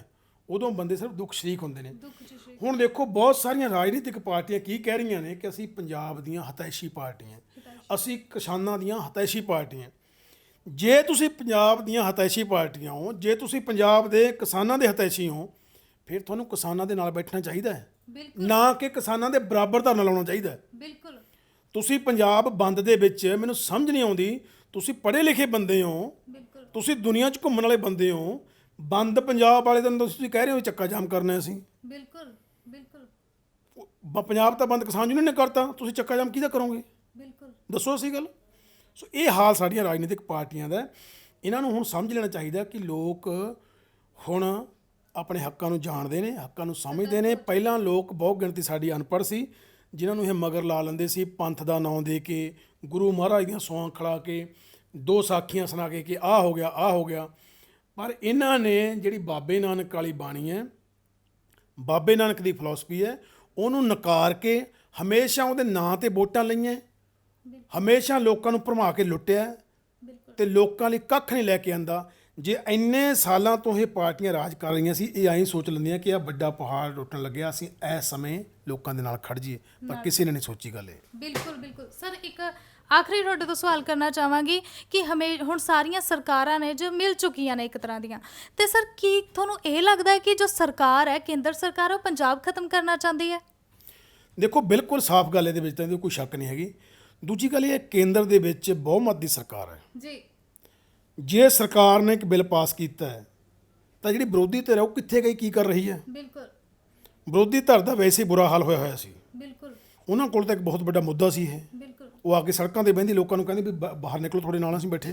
ਬਿਲਕੁਲ ਸੋ ਇਹ ਹੁਣ ਕੇਂਦਰ ਦੀ ਸਰਕਾਰ, ਕਿਉਂਕਿ ਕੇਂਦਰ ਵਿੱਚ ਜਿਹੜੀ ਸਰਕਾਰ ਹੈ ਉਸ ਪਾਰਟੀ ਦੀ ਸਰਕਾਰ ਪੰਜਾਬ 'ਚ ਨਹੀਂ ਹੈ। ਬਿਲਕੁਲ ਕੇਂਦਰ ਨੂੰ ਇਹ ਲੱਗਦਾ ਹੈ ਕਿ ਜਦੋਂ ਅਸੀਂ ਬਾਕੀ 'ਚ ਬਹੁਮਤ 'ਚ ਕਰ ਰਹੇ ਕੰਮ ਤਾਂ ਇਹਨਾਂ ਲੋਕਾਂ ਨੂੰ ਥੱਲੇ ਲਾਈਏ, ਕਿਉਂਕਿ ਪੰਜਾਬੀ ਇੱਕ ਐਸੇ ਲੋਕ ਨੇ ਜਿਹੜੇ ਹਮੇਸ਼ਾ ਆਪਣੀ ਮੜਕ ਨਾਲ ਤੁਰਨਾ ਸਿੱਖੇ ਨੇ, ਅਣਖ ਨਾਲ ਸੁਣਨਾ ਸਿੱਖੇ ਨੇ। ਉਹ ਆਨੀ ਬਹਾਨੀ ਕੋਈ ਨਾ ਕੋਈ ਚੱਕਰ ਲਾ ਕੇ ਪੰਜਾਬ ਨੂੰ ਡੈਮੇਜ ਕਰਨ ਦੇ ਚੱਕਰ 'ਚ ਨੇ ਕਿ ਪੰਜਾਬ ਨੂੰ ਮੂਧੇ ਮੂੰਹ ਕਰੀਏ ਤੇ ਪੰਜਾਬ ਸਾਡੀਆਂ ਮਿੰਨਤਾਂ ਤਰਲਾ ਕਰੇ ਕਿ ਤੁਸੀਂ ਕੀ ਕਰ ਰਹੇ ਹੋ। ਅਸਲ 'ਚ ਇਹ ਮੁੱਦਾ ਹੈ। ਮੈਂ ਤੁਹਾਨੂੰ ਯਾਦ ਦਿਵਾਉਣਾ ਚਾਹੁੰਦਾ, ਤੁਹਾਡੀ ਉਮਰ ਛੋਟੀ ਹੈ, ਸੰਨ 1984 'ਚ ਇੱਕ ਵਾਰ ਕੀ ਹੋਇਆ, ਇਹ ਬਹੁਤ ਵੱਡੀ ਗੱਲ ਹੈ। ਜੀ ਸੰਨ 1984 ਦੇ ਵਿੱਚ ਇੱਕ ਬਿੱਲ ਆਇਆ, ਉਹ ਬਿੱਲ ਸੀ ਬਿਜਲੀ ਬੋਰਡ ਬਾਰੇ। ਜੀ ਉਦੋਂ ਸਾਡੇ ਕੋਲ ਜਿਹੜੀਆਂ ਸਾਡੀਆਂ ਮੋਟਰਾਂ ਸੀ, ਸਾਡੇ ਟਿਊਬਵੈੱਲ ਸੀ ਖੇਤਾਂ ਦੇ ਵਿੱਚ, ਉਹ ਨਾ ਪਟੇ ਚੱਲਦੇ ਸੀ, ਪੱਖਾ ਥੱਲੇ ਚੱਲਦਾ ਸੀ, ਪਟਿਆਂ ਨਾਲ ਚੱਲਦੇ ਹੁੰਦੇ ਸੀ। ਜੀ ਤਾਂ ਕਿਸਾਨ ਕੀ ਕਰਦਾ ਸੀ, ਕਿਸਾਨ ਨੇ ਆਪਣੀ ਮੋਟਰ ਦੇ ਉੱਤੇ ਟੋਕਾ ਕਰਨ ਵਾਲੀ, ਡੰਗਰਾਂ ਨੂੰ, ਪਸ਼ੂਆਂ ਨੂੰ ਪੱਠੇ ਕੁਤਰਨ ਵਾਲੀ ਮਸ਼ੀਨ ਲਾਈ ਹੋਈ ਸੀ। ਜੀ ਉਹ 10 15 20 ਮਿੰਟ, ਅੱਧਾ ਘੰਟਾ ਲਾ ਕੇ ਉੱਤੇ ਪੱਠੇ ਕੁਤਰ ਲੈਂਦਾ ਸੀ। ਤੇ ਇਸੇ ਤਰ੍ਹਾਂ ਜਿਹੜੀਆਂ ਅਸੀਂ ਗੰਨੇ ਤੋਂ ਗੁੜ ਬਣਾਉਣੇ ਆ, ਉਹ ਘਲਾੜੀਆਂ ਸੀ ਜਿਹੜੀਆਂ, ਉਹ ਵੀ ਸਾਡੀਆਂ ਮੋਟਰਾਂ ਤੇ ਲੱਗੀਆਂ ਹੋਈਆਂ ਸੀ। ਜੀ ਮੋਟਰ ਆਉਂਦੀ ਸੀ, ਅਸੀਂ ਉਹਦੇ ਨਾਲ ਗੰਨੇ ਪੀੜ ਕੇ ਰਸ ਕੱਢਦੇ ਸੀ ਤੇ ਗੁੜ ਪਕਾ ਲੈਂਦੇ ਸੀ। ਜੀ ਇਸੇ ਤਰ੍ਹਾਂ ਸੀਜ਼ਨ ਦੇ ਵਿੱਚ ਜਦੋਂ ਕਣਕ ਦਾ ਸੀਜ਼ਨ ਆਉਂਦਾ ਸੀ, ਸਾਡੀਆਂ ਜਿਹੜੀਆਂ ਡਰਮੀਆਂ ਕਹਿੰਦੇ ਸੀ, ਇਹਨਾਂ ਨੂੰ ਥ੍ਰੈਸ਼ਰ ਕਹਿੰਦੇ ਸੀ, ਜੀ ਉਹ ਵੀ ਸਾਡੇ ਮੋਟਰਾਂ ਤੇ ਲੱਗੇ ਹੋਏ ਸੀ। ਉਹ ਵੀ ਅਸੀਂ ਉਹਨਾਂ ਦੇ ਨਾਲ ਆਪਣੀ ਕਣਕ ਨੂੰ ਗਾਹ ਲੈਂਦੇ ਸੀ। ਕਣਕ ਗਾ ਲੈਂਦੇ ਸੀ। ਸੋ ਸਰਕਾਰ 84 ਦੇ ਵਿੱਚ ਉਹ ਬਿੱਲ ਲੈ ਕੇ ਆਈ ਕਿ ਜਿਹੜੇ ਬੰਦੇ ਪਾਣੀ ਤੋਂ ਬਿਨਾਂ ਸਾਡੇ ਮੋਟਰਾਂ ਨੂੰ, ਬਿਜਲੀ ਨੂੰ ਯੂਜ਼ ਕਰਨਗੇ ਜੀ ਟੋਕਾ ਕਰਨ ਦੇ ਲਈ, ਥ੍ਰੈਸ਼ਰਾਂ ਦੇ ਲਈ ਜਾਂ ਘਲਾੜੀਆਂ ਦੇ ਲਈ, ਉਹਨਾਂ ਨੂੰ ਵਾਧੂ ਬਿੱਲ ਦੇਣੇ ਪੈਣਗੇ। ਬਿਲਕੁਲ ਉਹ ਕਹਿੰਦੇ, ਫਿਰ ਉਹਨਾਂ ਨੇ ਇੱਕ ਨਵੀਂ ਗੱਲ ਕਰਤੀ, ਉਹ ਕਹਿੰਦੇ ਤੁਸੀਂ ਪਟਿਆਂ ਵਾਲੀ ਮੋਟਰਾਂ ਛੱਡੋ, ਮੋਨੋਬਲਾਕ ਮੋਟਰ ਆ ਗਈ, ਮੋਨੋਬਲਾਕ ਮੋਟਰ ਲਾਓ, ਜਿਹਦੇ 'ਚ ਪਟੇ ਦੀ ਲੋੜ ਨਹੀਂ ਸੀ, ਮੋਟਰ ਥੱਲੇ ਪਈ ਹੁੰਦੀ ਸੀ, ਵੀ ਮੋਨੋਬਲਾਕ ਮੋਟਰ ਲਾ ਲਓ। ਸੋ ਉਹ ਬਿੱਲ ਦੇ ਵਿਰੋਧ 'ਚ ਉਦੋਂ ਰਾਸ਼ਟਰਪਤੀ ਦਾ ਗਵਰਨਰ ਰਾਜ ਲਾਗੂ ਸੀ। ਜੀ ਕਿਸਾਨਾਂ ਨੇ ਆਪ ਆਪਣੇ ਆਪਣੇ ਘਰਾਂ 'ਚੋਂ ਟਰੈਕਟਰ, ਆਪਣੇ ਸਾਧਨ ਕੱਢ ਕੇ ਪੂਰੇ ਪੰਜਾਬ ਦੇ ਲੋਕਾਂ ਨੇ ਚੰਡੀਗੜ੍ਹ ਆ ਕੇ ਗਵਰਨਰ ਹਾਊਸ ਘੇਰ ਲਿਆ। ਜੀ ਗਵਰਨਰ ਹਾਊਸ ਘੇਰਿਆ ਤੇ ਉਹਨਾਂ ਲੋਕਾਂ ਨੂੰ ਸਾਡੀਆਂ ਮੰਗਾਂ ਮੰਨਣੀਆਂ ਪਈਆਂ। ਮੰਨਣੀਆਂ ਪਈਆਂ। ਮਤਲਬ ਮੈਂ ਆਪਣੀ ਜ਼ਿੰਦਗੀ ਦੇ ਵਿੱਚ 36 ਸਾਲਾਂ ਬਾਅਦ ਓਡਾ ਵੱਡਾ ਸੰਘਰਸ਼ ਦੁਬਾਰੇ ਦੇਖ ਰਿਹਾ ਕਿਸਾਨੀ ਦਾ। ਜੀ 36 ਸਾਲਾਂ ਬਾਅਦ ਸਾਡੀ ਜਵਾਨੀ, ਸਾਡੇ ਬਜ਼ੁਰਗ ਦੋਨੋਂ ਘਰਾਂ 'ਚੋਂ ਨਿਕਲ ਕੇ ਸੜਕਾਂ ਤੇ ਆਏ ਨੇ। ਬਿਲਕੁਲ ਕਹਿੰਦੇ ਜੇ ਬਜ਼ੁਰਗਾਂ ਦਾ ਹੋਸ਼ ਤੇ ਜਵਾਨਾਂ ਦਾ ਜੋਸ਼ ਇਕੱਠਾ ਹੁੰਦਾ ਹੈ ਨਾ, ਜੀ। ਤਾਂ ਉਦੋਂ ਸੱਚੀ ਮੁਲਕ ਦੀਆਂ ਤਕਦੀਰਾਂ ਬਦਲਦੀਆਂ। ਬਿਲਕੁਲ ਇਹ ਲੋਕ ਜਿਹੜੇ ਮਿੱਟੀ ਦੇ ਵਿੱਚੋਂ, ਲੋਕ ਕਹਿੰਦੇ ਸੋਨਾ ਪੈਦਾ ਕਰਦੇ ਨੇ ਮਿੱਟੀ 'ਚੋਂ, ਮੈਂ ਕਹਿੰਦਾ ਮਿੱਟੀ ਦੇ ਵਿੱਚੋਂ ਇਹ ਜ਼ਿੰਦਗੀਆਂ ਲੱਭਦੇ ਨੇ। ਇਹਨਾਂ ਨੇ ਜ਼ਿੰਦਗੀ ਜਿਉਣ ਦੇ ਸਾਧਨ ਮਿੱਟੀ 'ਚੋਂ ਲੱਭੇ ਨੇ। ਸੋ ਇਹਨਾਂ ਲੋਕਾਂ ਦੇ ਨਾਲ ਪੰਗਾ ਬਹੁਤ ਗਲਤ ਹੈ। ਜੀ ਇਹ ਬੰਦਾ ਉਹ ਬੰਦਾ ਹੈ ਜਿਨ੍ਹਾਂ ਲੋਕਾਂ ਨੂੰ, ਸਾਨੂੰ ਜਿਹੜੇ ਸਾਡੇ ਅੱਜ 85 ਸਾਲ ਦੇ, 90 ਸਾਲ ਦੇ, 80 ਸਾਲ ਦੇ ਬਜ਼ੁਰਗ ਨੇ, ਜਿਨ੍ਹਾਂ ਨੇ ਸਾਰੀ ਉਮਰ ਸਬਜ਼ੀਆਂ ਉਗਾਈਆਂ, ਖੇਤੀ ਕੀਤੀ ਹੈ, ਅਨਾਜ ਉਗਾਇਆ ਹੈ, ਉਹਨਾਂ ਲੋਕਾਂ ਨੂੰ ਤਾਂ ਸਰਕਾਰਾਂ ਨੂੰ ਸਨਮਾਨਿਤ ਕਰਨਾ ਚਾਹੀਦਾ ਸੀ ਕਿ ਇਹ ਬੰਦੇ ਨੇ ਸਾਰੀ ਉਮਰ ਅਨਾਜ ਪੈਦਾ ਕਰਨ ਚਲਾਈ। ਮੇਰੇ ਮੁਲਕ ਦੀ ਆਰਥਿਕਤਾ ਤੇ ਤਰੱਕੀ 'ਚ ਇਹਨਾਂ ਬੰਦਿਆਂ ਨੇ ਫਾਇਦਾ ਪਾਇਆ। ਅੱਜ ਪੰਜਾਬ 72 ਤੋਂ ਲੈ ਕੇ 75% ਤੱਕ ਸਰਪਲਸ ਅਨਾਜ ਪੈਦਾ ਕਰਦਾ ਹੈ। ਜੀ ਸੋ ਸਾਨੂੰ ਆਹ ਇਨਾਮ ਦਿੱਤਾ ਹੈ ਸੈਂਟਰ ਨੇ। ਜਿੰਨੇ ਪੰਜਾਬ ਨੂੰ ਅਨਾਜ ਚਾਹੀਦਾ ਨਾ, ਉਹ ਅਨਾਜ ਛੱਡ ਕੇ ਉਹਦੇ ਨਾਲੋਂ 72% ਅਨਾਜ ਅਸੀਂ ਵਾਧੂ ਪੈਦਾ ਕਰ ਰਹੇ ਹਾਂ, ਜਿਹੜਾ ਅਸੀਂ ਬਾਕੀ ਸਟੇਟਾਂ ਨੂੰ ਦੇ ਰਹੇ ਹਾਂ। ਤੇ ਸਰਕਾਰ ਨੇ ਸਾਨੂੰ ਕੋਈ ਫਾਇਦਾ ਦੇਣ ਦੀ ਬਜਾਏ, ਕੋਈ ਇਨਾਮ ਦੇਣ ਦੀ ਬਜਾਏ, ਸ਼ਾਬਾਸ਼ੇ ਦੇਣ ਦੀ ਬਜਾਏ ਸਾਨੂੰ ਆਹ ਸਾਡੇ ਸਿਰਾਂ 'ਤੇ ਪੱਥਰ ਰੱਖਿਆ। ਬਿਲਕੁਲ ਸੋ ਜਦੋਂ ਮਿਹਨਤ ਕਰਨ ਵਾਲਾ ਬੰਦਾ ਸਹਾਰੀ ਜਾਂਦਾ ਹੈ, ਸਹਾਰੀ ਜਾਂਦਾ ਹੈ, ਸਹਾਰੀ ਜਾਂਦਾ ਹੈ, ਜਦੋਂ ਉਹਦੇ ਸਬਰ ਦਾ ਬੰਨ੍ਹ ਟੁੱਟਦਾ ਹੈ, ਉਦੋਂ ਫਿਰ ਇਹੋ ਜਿਹੇ ਸੰਘਰਸ਼ ਨਿਕਲਦੇ ਨੇ। ਏਦਾਂ ਦੇ ਸੋ ਬਹੁਤ ਇਹਨਾਂ ਨੇ ਲੁੱਟ ਮਚਾਈ ਹੋਈ ਸੀ। ਮੈਂ ਵਿਰੋਧ ਕਰਦਾ ਇਸ ਗੱਲ ਦਾ, ਸਾਰੇ ਕਲਾਕਾਰ ਵਿਰੋਧ ਕਰਦੇ ਨੇ। ਦੇਖੋ ਆ ਕਸ਼ਮੀਰ ਦੇ ਵਿੱਚ, ਜੰਮੂ 'ਚੋਂ ਇਹਨਾਂ ਨੇ ਪੰਜਾਬੀ ਭਾਸ਼ਾ ਨੂੰ ਹਟਾਤਾ, ਕਹਿੰਦੇ ਉੱਥੋਂ, ਹਟਾਤਾ। ਠੀਕ ਹੈ। ਆ ਪਹਿਲਾਂ ਇਹਨਾਂ ਨੇ ਜਿਹੜੇ ਬਿੱਲ ਲਾਗੂ ਕਰ ਲਏ, ਚੁੱਪਚਾਪ ਕਦੇ ਉਹ ਕੰਮ ਕਰ ਲਿਆ। ਮਹਾਮਾਰੀ ਸੀ, ਲੋਕ ਮਰ ਰਹੇ ਸੀ ਤੇ ਇਹ ਆਪਣੇ ਕੰਮ ਸਵਾਰਨ ਲੱਗੇ ਹੋਏ ਸੀ, ਲੋਕਾਂ ਦੀ ਅੱਖਾਂ 'ਚ ਘੱਟਾ ਪਾ ਕੇ। ਸੋ ਹੁਣ ਜਿਹੜਾ ਕੰਮ ਹੈ, ਹੁਣ 25 ਤੋਂ ਬਾਅਦ ਰਣਨੀਤੀ ਤੈਅ ਹੋਣੀ ਹੈ। ਤੁਸੀਂ ਦੇਖਿਓ ਆਉਣ ਵਾਲੀ ਜਿਹੜੀ ਇਲੈਕਸ਼ਨ ਹੈ, ਉਹ ਚਾਹੇ ਉਹ ਕੋਈ ਪਾਰਟੀ ਵੀ ਹੋਵੇ, ਜੀ ਲੋਕ ਇੰਨੇ ਦੁਖੀ ਹੋ ਗਏ। ਮੈਂ ਕਿਸੇ ਇੱਕ ਪਾਰਟੀ ਦੀਆਂ, ਸਾਰੀਆਂ ਪਾਰਟੀਆਂ ਤੋਂ ਲੋਕਾਂ ਨੇ ਜਵਾਬ ਮੰਗਣੇ ਆ। ਜਵਾਬ ਮੰਗਣੇ ਆ। ਤੁਸੀਂ ਕਿਹੜੇ ਮੂੰਹ ਨਾਲ ਲੋਕਾਂ ਨੂੰ ਵੋਟਾਂ ਪਾਉਣ ਲਈ ਕਹਿਣ ਜਾਓਗੇ? ਜਿਹੜਾ ਹੇਠਾਂ ਕਾਡਰ ਕੰਮ ਕਰਦਾ ਹੈ, ਘੜਮ ਚੌਧਰੀ ਬਣੇ ਹੋਏ ਨੇ ਪਿੰਡਾਂ, ਸ਼ਹਿਰਾਂ, ਕਸਬਿਆਂ ਦੇ ਵਿੱਚ ਵੀ ਮੈਂ ਫਲਾਣੀ ਪਾਰਟੀ ਦਾ ਨੁਮਾਇੰਦਾ, ਫਲਾਣੀ ਪਾਰਟੀ ਦਾ ਨੁਮਾਇੰਦਾ, ਜੀ ਉਹਨਾਂ ਨੂੰ ਪਿੰਡਾਂ 'ਚ ਵੜਨ ਲੋਕਾਂ ਨੇ ਰਹਿਣਾ ਔਖਾ ਕਰ ਦੇਣਾ। ਦੇਖੋ ਅਸੀਂ ਕੀ ਹੋਣਾ। ਫਿਰ ਸਰ ਕਿਵੇਂ ਦਾ ਤੁਹਾਨੂੰ ਕੀ ਲੱਗਦਾ ਕਿ ਜੇਕਰ ਕੋਈ ਵੀ ਸਰਕਾਰ ਨਾ, ਕੋਈ ਵੀ ਪਾਰਟੀ ਨਾ ਚੁਣੀ ਗਈ, ਫਿਰ ਕਿਵੇਂ ਦਾ ਹੋਵੇਗਾ ਪੰਜਾਬ? ਨਹੀਂ, ਪਾਰਟੀ ਚੁਣੀ ਜਾਊਗੀ, ਲੋਕ ਫਿਰ ਇਹ ਕਹਿਣਗੇ ਸਰਕਾਰਾਂ ਚੱਲਣੀਆਂ। ਜਿਹੜੇ ਲੋਕ ਲਹਿਰਾਂ ਦੇ ਵਿੱਚੋਂ, ਲੋਕ ਘੋਲਾਂ ਦੇ ਵਿੱਚੋਂ, ਸੰਘਰਸ਼ਾਂ 'ਚੋਂ ਲੋਕ ਅੱਗੇ ਆਉਣਗੇ, ਲੋਕ ਉਹਨਾਂ ਨੂੰ ਕਹਿਣਗੇ ਤੂੰ ਖੜਾ, ਤੈਨੂੰ ਵੋਟ ਪਾਉਣੀ ਅਸੀਂ। ਬਿਲਕੁਲ ਇਹ ਪਾਰਟੀਆਂ ਅਸੀਂ ਇੰਨੇ ਸਾਲ ਵੱਤ ਕੇ ਦੇਖ ਲਈਆਂ। ਜਿਹੜੇ ਬੰਦੇ ਸਾਡੇ ਦੁੱਖਾਂ 'ਚ ਨਹੀਂ ਖੜਦੇ ਰਹੇ, ਇਹ ਬੰਦਿਆਂ ਤੋਂ ਕੀ ਕਰਾਉਣਾ ਸੀ। ਬਿਲਕੁਲ ਸੋ ਨਵਾਂ ਮੋੜ ਲੈਣ ਜਾ ਰਿਹਾ ਪੰਜਾਬ। ਇੱਕ ਨਵੀਂ ਸਿਆਸਤ ਜਿਹੜੀ ਹੁਣ ਦੀ ਇਲੈਕਸ਼ਨ ਹੋਊਗੀ, 22 ਦੀ ਇਲੈਕਸ਼ਨ ਹੋਊਗੀ, ਉਹਦੇ ਵਿੱਚ ਇੱਕ ਨਵੀਂ ਕਿਸਮ ਦੀ ਸਿਆਸਤ ਸਾਹਮਣੇ ਆਊਗੀ, ਜਿਹੜੀ ਮੈਂ ਸਮਝਦਾ ਕਿ ਲੋਕਾਂ ਦੀ ਸਿਆਸਤ ਹੋਊਗੀ, ਕਿਉਂਕਿ ਇਹ ਸੰਘਰਸ਼ ਨੇ ਪੰਜਾਬ ਨੂੰ ਬਹੁਤ ਵੱਡਾ ਮੋੜਾ ਦੇਣਾ। ਬਿਲਕੁਲ ਸੋ ਸਾਡੀ ਜਿਹੜੀ ਐਸੋਸੀਏਸ਼ਨ ਹੈ, north zone film and TV artist association, sorry association ਕਿਸਾਨਾਂ ਦੇ ਨਾਲ ਹੈ। ਅਸੀਂ ਪੂਰਾ ਡਟ ਕੇ ਖੜੇ ਹਾਂ। ਕੱਲ੍ਹ ਧਰਨੇ ਲੱਗਣਗੇ। ਅਸੀਂ ਸਾਰੇ ਆਪਣੇ ਕਲਾਕਾਰਾਂ ਨੂੰ ਬੇਨਤੀ ਕੀਤੀ ਹੈ ਕਿ ਜਿੱਥੇ ਤੁਸੀਂ ਬੈਠੇ ਹੋ, ਜਿਹੜੀ ਡਿਸਟ੍ਰਿਕਟ 'ਚ ਬੈਠੇ ਹੋ, ਸ਼ਹਿਰ ਦੇ ਨੇੜੇ ਬੈਠੇ ਹੋ, ਉੱਥੇ ਜਿਹੜਾ ਤੁਹਾਨੂੰ ਨੇੜੇ ਧਰਨਾ ਹੈ, ਉਹ ਧਰਨੇ ਜਾ ਕੇ ਕਿਸਾਨਾਂ ਦੀ ਸਪੋਰਟ ਕਰੋ। ਧੰਨਵਾਦ ਸਰ। ਬਹੁਤ ਬਹੁਤ ਮਿਹਰਬਾਨੀ। ਤੋ ਇਹ ਸੀ ਸਾਡੇ ਨਾਲ ਮਲਕੀਤ ਰੌਣੀ ਜੀ, ਜਿਨ੍ਹਾਂ ਨੇ ਕਿਸਾਨਾਂ ਨੂੰ ਬਹੁਤ ਵਧੀਆ ਸੱਦਾ ਦਿੱਤਾ ਹੈ ਤੇ ਕਿਸਾਨ ਉੱਥੇ ਪਹੁੰਚਣ ਤਾਂ ਕਿ ਸਰਕਾਰ ਦੇ ਖਿਲਾਫ ਆਵਾਜ਼ ਉਠਾਈ ਜਾ ਸਕੇ। ਤੇ ਅੱਜ ਦੇ ਲਈ ਇੰਨਾ ਹੀ, ਮਿਲਾਂਗੇ ਅਗਲੀ ਵਾਰ। ਉਦੋਂ ਤੱਕ ਤੁਸੀਂ ਕਿਤੇ ਨਹੀਂ ਜਾਣਾ, ਦੇਖਦੇ ਰਹੋ ਚੈਨਲ ਸ਼ਾਨ ਪੰਜਾਬੀ, ਮਾਣ ਪੰਜਾਬ ਦਾ। ਧੰਨਵਾਦ।